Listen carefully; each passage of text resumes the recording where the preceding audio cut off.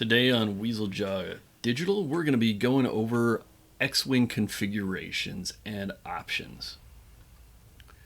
So your X-Wing is your run-of-the-mill, standard, well-rounded, jack-of-all-trades kind of fighter. 1200 hull puts it well above an A-Wing, slightly below the Y-Wing. The 800 in shields puts it, again, above the A-Wing, considerably below your Y-Wing or your support ship. Max speed, again, fits it right in the middle. Same with acceleration, maneuverability. It's faster, accelerates better, maneuvers better than your Y-Wing and support ship. However, it is far less effective in those categories than your A-Wing is.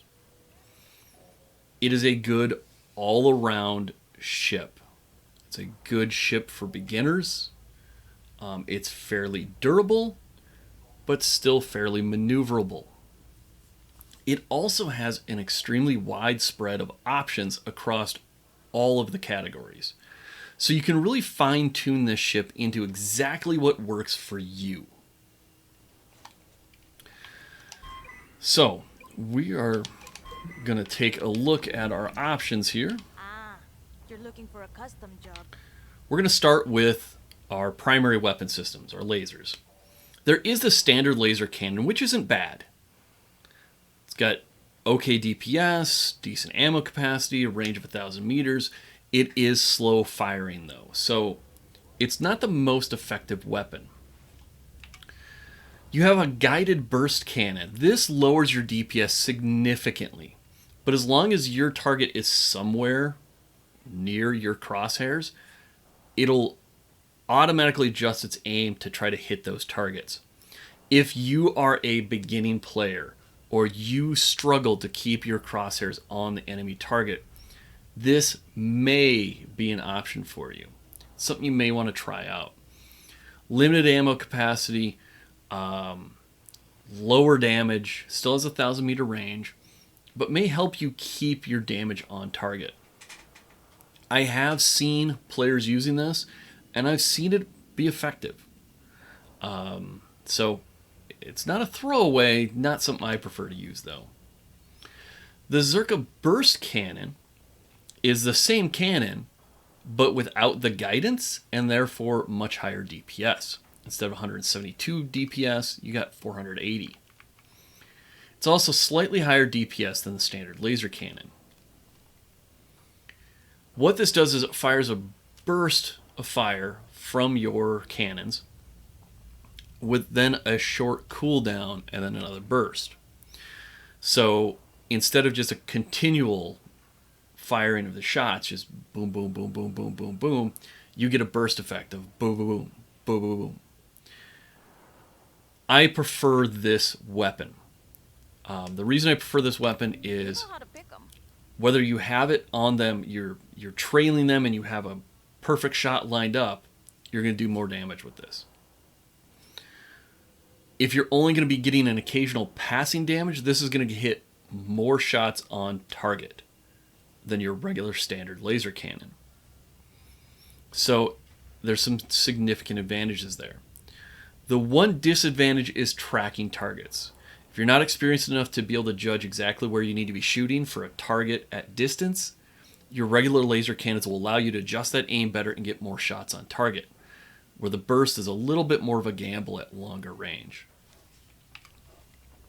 Your other options are the Plas Burst Laser Cannon, which is a charging weapon. You have to charge it up to fire it to get the most out of it.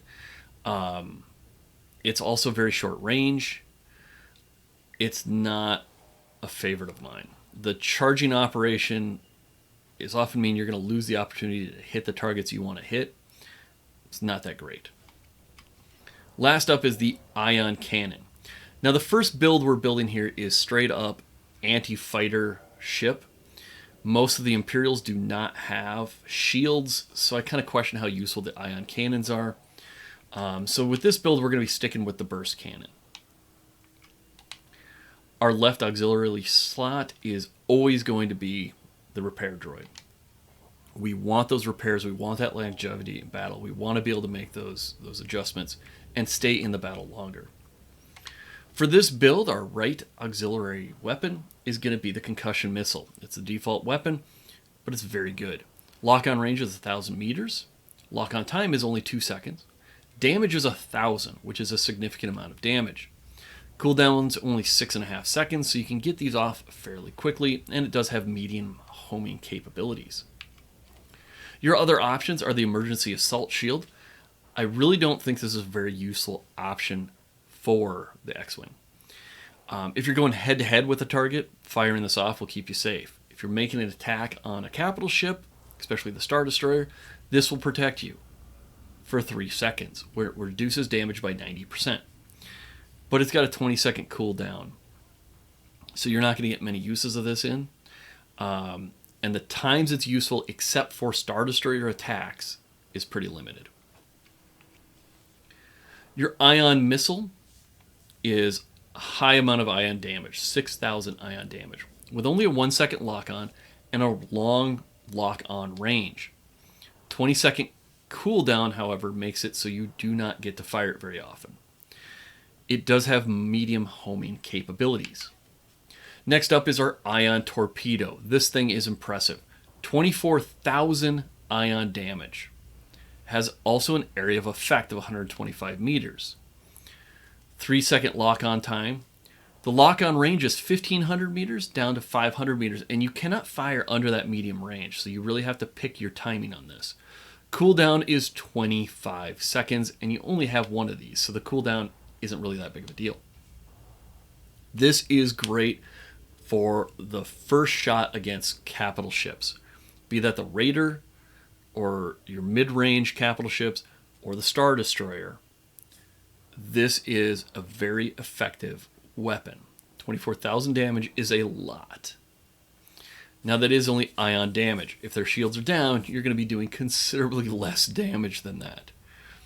To the point where any other weapon system is probably a better choice. Because of that, that gives you really limited focusability on this.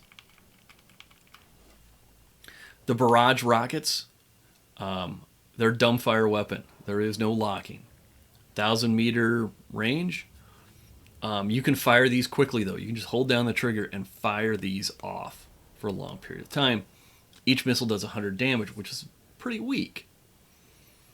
This is useful for very certain maneuvers or very specific cases when you're attacking capital ships.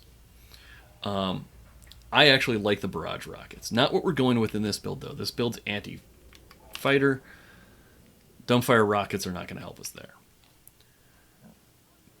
The proton torpedo is a 4,000 damage torpedo. You have 2 of them, cooldown of 10 seconds. It's got a weird range limit again of between 500 meters and 1,500 meters. If you're below the 500 meters, you can't fire. I find that this limits the capability of this weapon just a little bit. Because I can't just stay close to a ship and attack it. I have to make attack passes. And that means leaving myself vulnerable to lots of damage over a great deal of time. So it's why I kind of avoid this one. And it's certainly, with its weak homing ability, is not going to be useful in starfighting. So we got to make sure we can take out their starfighters. Because of that, we're going with our repairs and our concussion missiles. For countermeasures, again, you have the option of a sensor jammer, but it's not that great. 4-second duration, 26-second cooldown, ammo capacity of 1. It breaks all missile locks and makes it so other people can't missile lock you. The particle burst is a good anti-missile system, but you have to be flying in a direct line. The missile has to be coming from behind you. If the missile's coming from the side, the top, below, or from in front of you, the particle burst does nothing. It only lasts for 3 seconds, and you don't have a lot of ammo with it. The Seeker warheads, you fire 2 little anti-missiles that fly out and intercept incoming missiles. It's a great system. It's very foolproof. It's got a long range. Cooldown's not horrendous, and it's got 4 shots in it.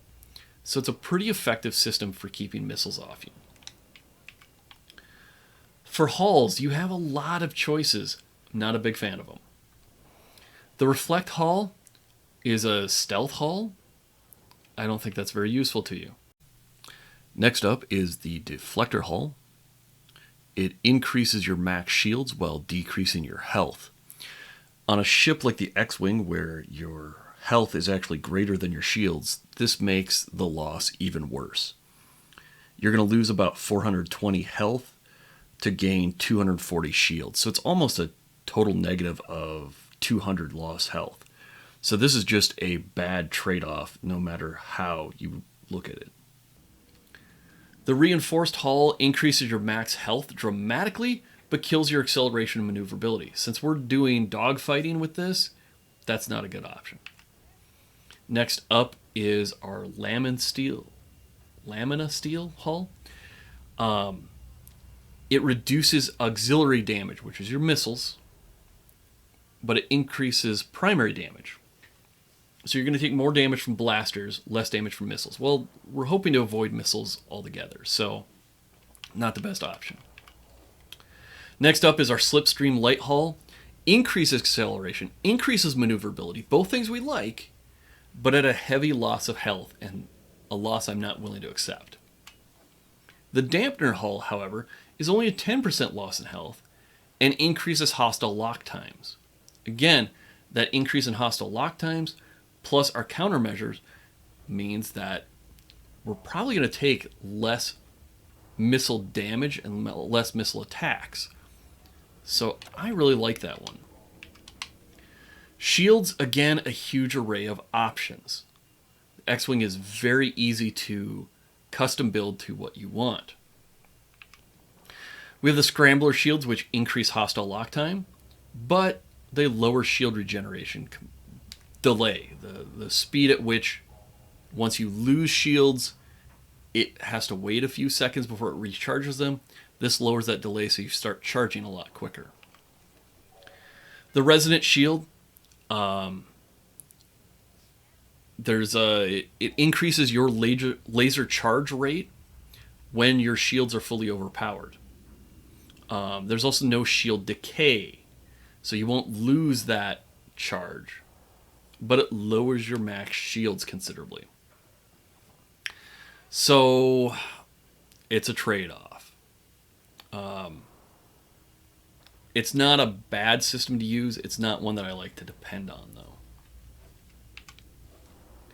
The conversion shield, when you lose all of your shields, it'll give you a brief and nearly invincible barrier. This is great on the Y-Wing. The Y-Wing's making passes on capital ships. It's losing its forward shields, and then once it passes by, it's losing its rear shields. Pops this. We're building a dogfighter. The chances of you getting reduced to 0 shields in both your front and rear arc are pretty minimal, and therefore not the most useful. The ray shield, however, is interesting. Primary damage taken from lasers is reduced by 25%. Auxiliary damage taken is increased by 50%. However, we've already made it harder for them to lock onto us, and we have a good countermeasure. So we've kind of reduced the chance that that damage is going to come from missiles. This then reduces the damage we're taking from lasers. Overloaded shield reduces the damage you take from primary and auxiliary weapons, but slows down your shield regeneration considerably, and if your shields are depleted, you do not get any regen. The nimble deflector, shield regeneration is increased considerably, but your max shields are reduced. And the fortified deflector, max shields are increased, but shield regeneration is reduced. I don't like those trade-offs. So again, your resonant shield is a potential for you, depending on your fight style. The ray shield is really good, because we've already taken care of the missile threat. Emergency shield is okay. It's better than nothing. So, engines, again, a wide variety of engines. There's a sublight engine. Increases speed and acceleration, but at a huge hit to health and shields, not going to do it. Your Quad-X jet engine increases the rate at which your charge boosts. Your boost charges up. But it also means when you use that boost, it depletes faster, considerably faster. It gives you the option to do lots of quick, small bursts. Thrust engine increases your max speed, but lowers your acceleration and maneuverability. Again, we're trying to dogfight with this, so acceleration and maneuverability are too important. The propulsion engine has an acceleration increase of 100%, but lowers your maneuverability. Maneuverability is more important than acceleration. The slam engine, there's some potential for this one. Passive boost charge rate of 40%, and you keep generating that boost as long as you have any energy in engines. It does lower your max speed, however, but you get more boost to make up for it, and those boosts can help you in combat, doing your drift slides to avoid missiles or to get better shot angles on people. So the slam engine is a potential for you if you're good, especially with those drift turns. The one I like to use is straight and simple. It's the micro thrust engine. Increases your maneuverability while lowering your acceleration and max speed. Acceleration and max speed in a dogfight, not that important. Maneuverability, however, is. So that's our primary anti-starfighter build. Now for your second build, there's a couple options. One that is kind of fun is going with the ion cannons, and then either the concussion missile or the barrage rockets. They're drifting in space. You can just hit them with an array of barrage rockets till they explode. The other option you can do is you switch back to your burst cannon and you go with ion missile. This does enough ion damage to take down shields and incapacitate starfighters so that they're just dead floating in space. That allows you to then finish them off with your burst cannon. So you lock on that missile, you hit them with that ion missile, and then you take them out with your burst cannon. Problem is there's a long cooldown on this, so you're not going to get to use it a lot. The other route is a little bit quicker cooldown because you're going to have the ion cannons. Either way, though, is an effective weapon system. Of course, we're going to switch in our dampener hull and probably the ray shields in this case. So either of those make good builds for taking out ships, and we'll show you those here.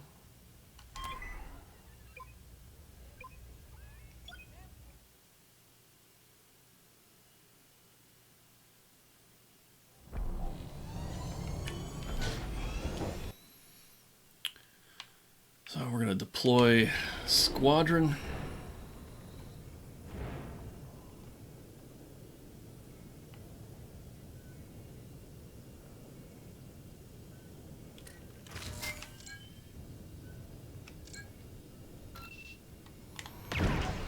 We fire ion missile, and we see he is disabled. And we bounced off him, and that was enough to blow him up.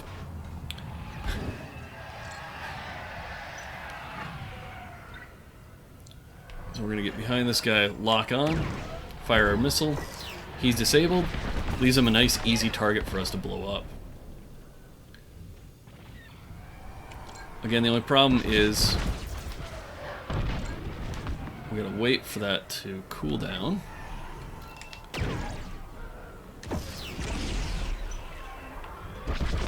And then they're just floating dead in the water.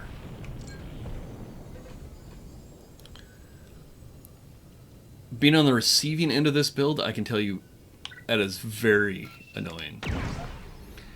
The nice part is it does have a 1500 meter range, so you can target them way out there and disable them for when you can get into range and clean them up.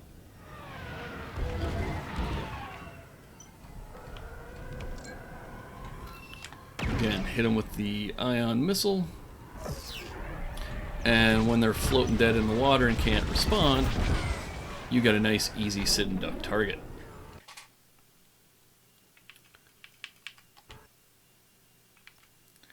Now the primary loadout for this is more of a dogfighter.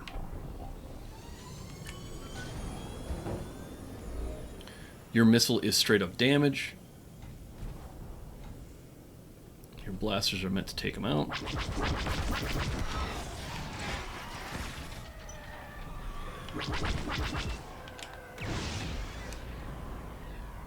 It's got medium homing capabilities. So it's not as fast as it could be, but it's not that bad either.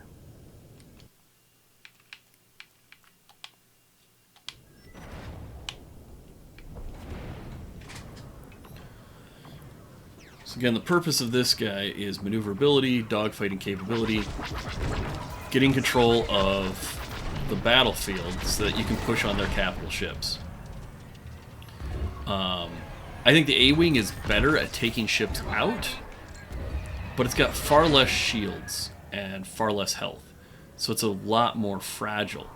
If you're not a good pilot, if you get frustrated by how easily the A-Wing gets blown up, this is a good compromise. It allows you to take a few hits while still being effective. Now you got a lot faster recharge time on the missiles here than the ion missiles. But you do not have the range that the ion missile has. So your other option is building something that's designed specifically for taking out. I guess I should demonstrate. Oh, I'm going to demonstrate Looking for something specific? the other setup You know how to here. pick 'em. Now, I prefer the concussion missiles on this over the barrage rockets because they are still moving targets, which makes them kind of hard to hit.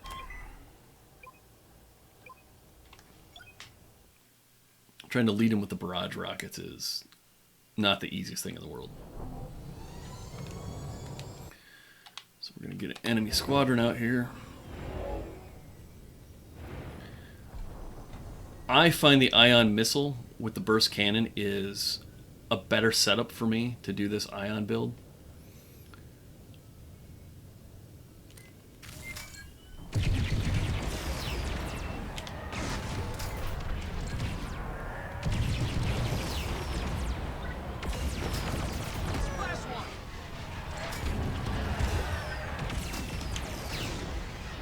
The nice part is they can't use countermeasures.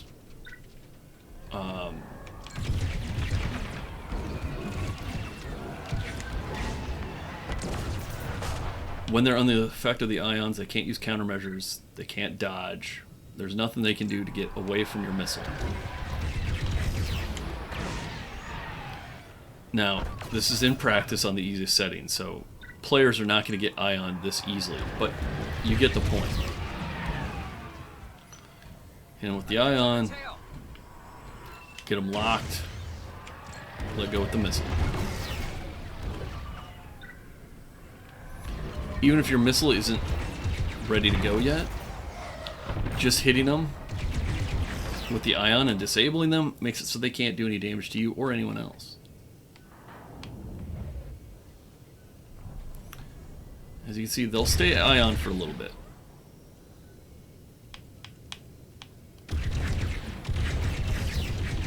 They're all over me.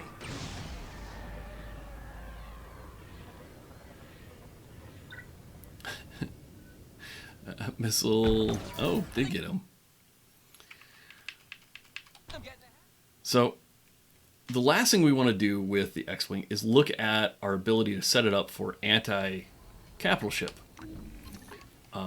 If the Y-Wing is too slow for you, too easy to shoot out of the sky, there are some things that we can do here to make a really good anti-capital ship fighter. The big winners here are this, the Krupp's Ion Torpedo, with a massive $24,000 damage hit. That's going to take down a lot of shields. I tend to keep the repair droid. And nothing else really changes about this build. You could take out something else. like the micro thrust engines, you're not going to be dogfighting, but it still gives you the ability to dogfight with your blasters. Now your other option, you could go with this proton torpedo for 4,000 damage, or just barrage rockets and the ion cannons. I would not do ion for both of them.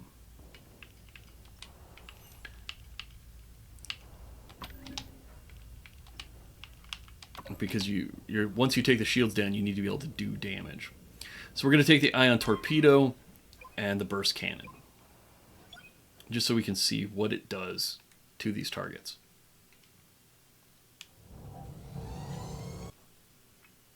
We're going to get a raider out here.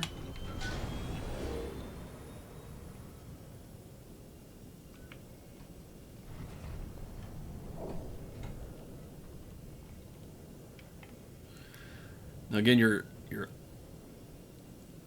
ion weaponry here has a long range, which is nice. We're going to see that come into play here.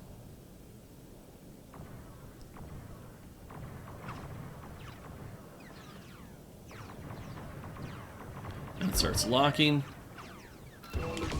before we even get into attack range. Oh man, please don't hit that.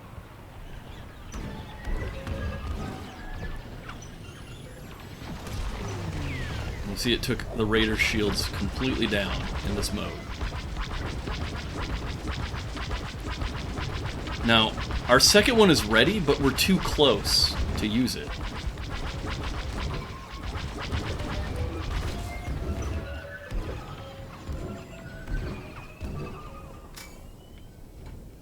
We have to get a little bit further away so that we can get the lock again.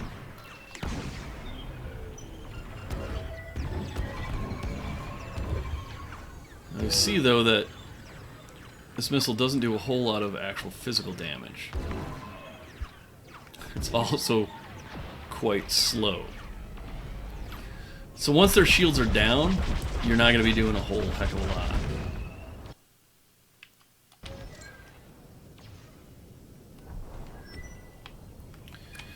Now we're going to go restock our missiles and go take a run at the Star Destroyer.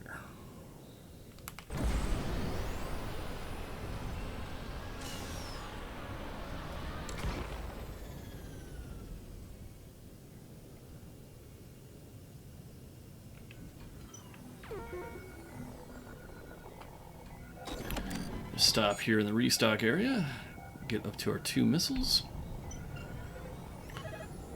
and away we go.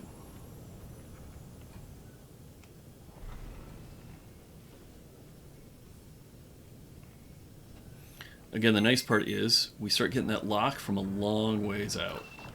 Enemy's got a lock. Yeah.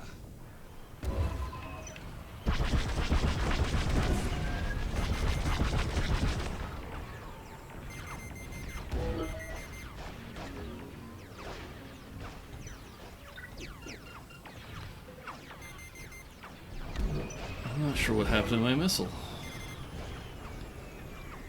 It might have gotten shot down somehow. Oh, I just floated in too close. Let's get back out here.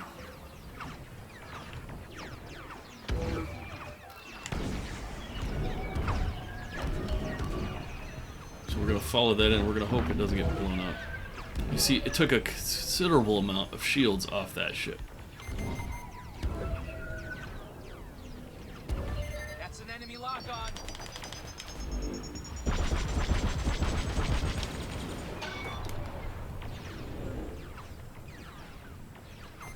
And with that, you're going to take those enemy shields down on their capital ships a lot faster, allowing your guys to do more damage.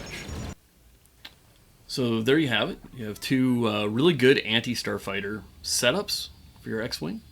Both the straight dogfighter and then the ion dogfighter. And then you even have a nice setup for taking out capital ships. Hopefully that'll help you contribute a little bit more to your battles, and we'll see you out there in space. Don't forget to like and subscribe, and we'll be getting more of these videos out to you.